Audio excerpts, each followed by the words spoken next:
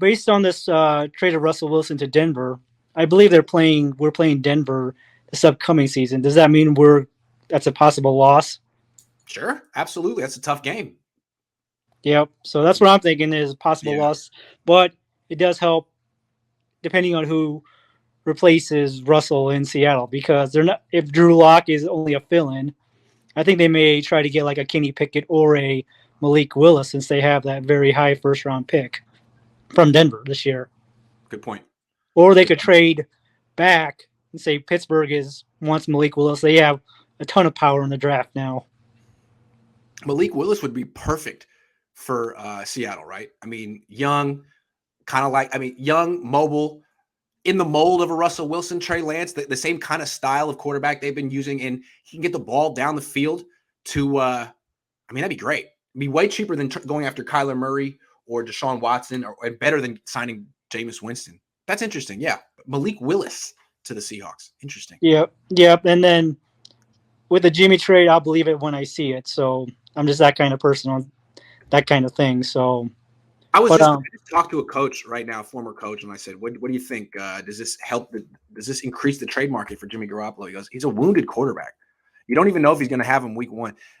They're talking like desperation. The desperation you'd feel to trade for someone like Jimmy Garoppolo is like during training camp, if your starter got injured and you're like, man, I got a game in 3 weeks and I need to win. Is Jimmy available? Then you do it then. But now it's like he hasn't even had the surgery.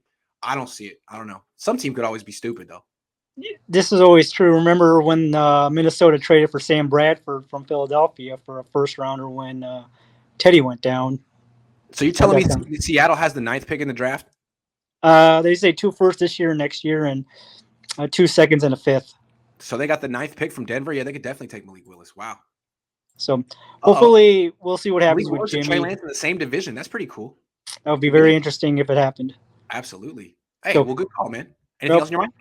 Oh, one last thing. Do you see someone trading up with Seattle to get that number 9 pick in case Malik Willis does kind of slip down to that lower end of the top 10? I don't think anyone's trading up for quarterbacks this year.